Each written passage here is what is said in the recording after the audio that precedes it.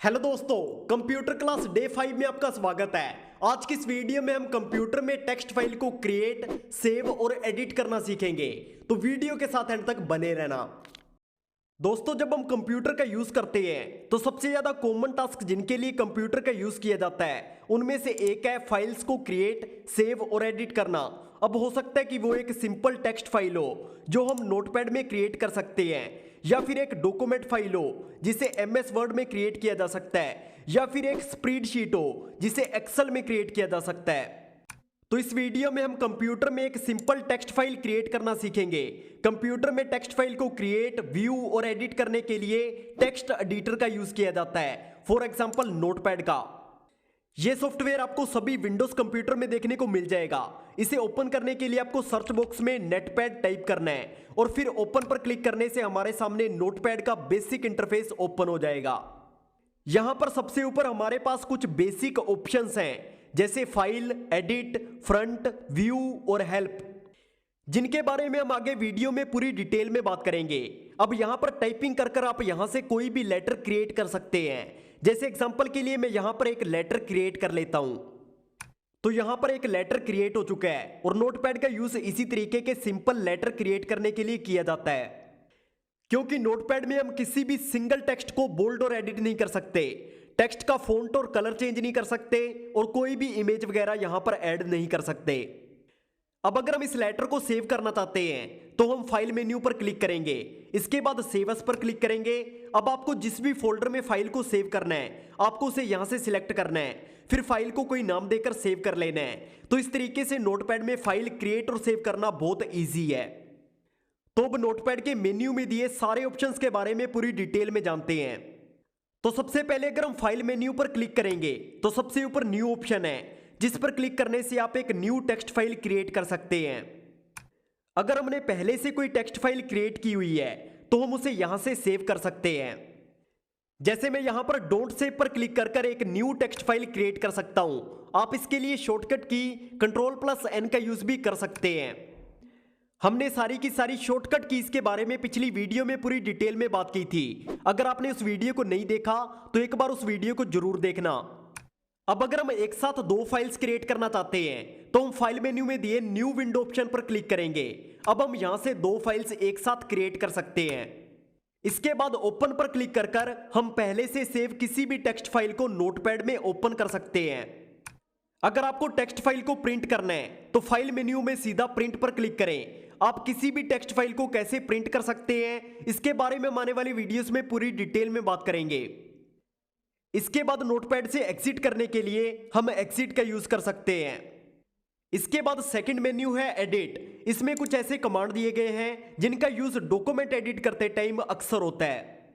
तो सबसे पहले अंडू ऑप्शन है। अगर यहां से मुझसे कोई गलती से लाइन डिलीट हो जाती है तो मैं Ctrl+Z दबाकर उसे वापस ला सकता हूं। इसके बाद कट ऑप्शन है। अगर मैं यहां से किसी लाइन को हटाकर किसी और जगह पेस्ट करना चाहता हूं तो उसके लिए कट ऑप्शन का यूज किया जाता है। जैसे मैं इस लाइन को यहां से हटाकर कहीं और रखना चाहता हूं तो मैं इसे सिलेक्ट करूंगा और फिर कट करने के लिए Ctrl+X का यूज करूंगा। तो यहां से टेक्स्ट कट हो चुका है।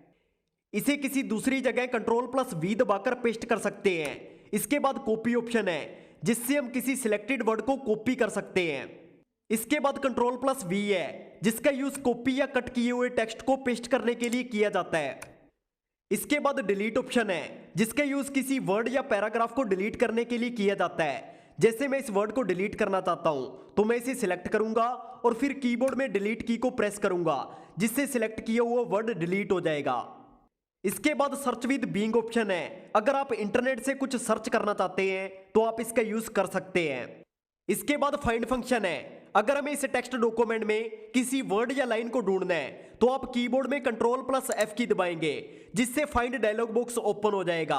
अब जैसे मैं इस डॉक्यूमेंट में सर वर्ड को ढूंढना चाहता हूं तो यहां पर मैं सर टाइप करूंगा और फाइंड नेक्स्ट पर क्लिक करूंगा।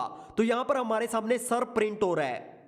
आपको यहां पर एक चीज का ध्यान रखना है, आपको किसी भी वर्ड को फाइंड करते टाइम कर्सर को हमेशा डॉक्यूमेंट के स्टार्टिंग में रखना है। अब इसके बाद फाइंड नेक्स्ट और फाइंड प्रीवियस फंक्शन है, जिनके बारे में हम पहले ही पूरी डिटेल में बात कर चुके हैं। ये इनकी शॉर्टकट कीज हैं।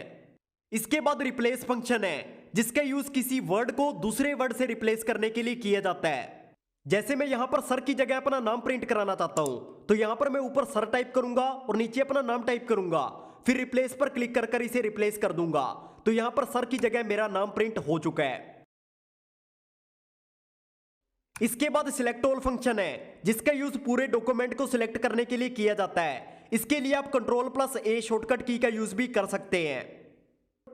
इसके बाद टाइम और डेट फंक्शन है। अगर आपको डॉक्यूमेंट में करंट टाइम और डेट शो करना है तो F5 शॉर्टकट की का यूज कर आप करंट डेट और टाइम शो कर सकते हैं। आपको एडिट मेन्यू के सारे फंक्शंस के बारे में पूरी नॉलेज होना बहुत इंपॉर्टेंट है, क्योंकि हम किसी भी टेक्स्ट एडिटर या डॉक्यूमेंट में इसका बहुत ज्यादा यूज करते हैं। अब अगर हम फ्रंट की बात करें तो सबसे पहले वर्ड वै फंक्शन है, जिसका यूज नोटपैड विंडो को रीसाइज करने के लिए किया जाता है। इसके बाद फॉन्ट फंक्शन है, जिससे हम अलग अलग फॉन्ट्स वगैरह सिलेक्ट कर सकते हैं, लेकिन यहां पर आप जो भी फॉर्मेटिंग चूज करेंगे वो पूरे डॉक्यूमेंट पर अप्लाई होगी। अब व्यू मेन्यू है, जिस पर क्लिक कर हम डॉक्यूमेंट को जूम इन या जूम आउट कर सकते हैं। इसके बाद अगर हमें बॉटम के इस स्टेटस बार को डिसेबल करना है तो हम अनचेक पर क्लिक कर इसे डिसेबल कर सकते हैं। अब लास्ट में हेल्प मेन्यू है। अगर आप नोटपैड के बारे में जानना चाहते हैं तो आप इस ऑप्शन का यूज कर नोटपैड के बारे में जान सकते हैं। तो इस तरीके से नोटपैड का यूज कर हम simple text file create, save और एडिट कर सकते हैं। तो आई होप आपको इस वीडियो से काफी कुछ सीखने को मिला होगा। तो फिर मिलेंगे इसी तरह की किसी नई वीडियो के साथ।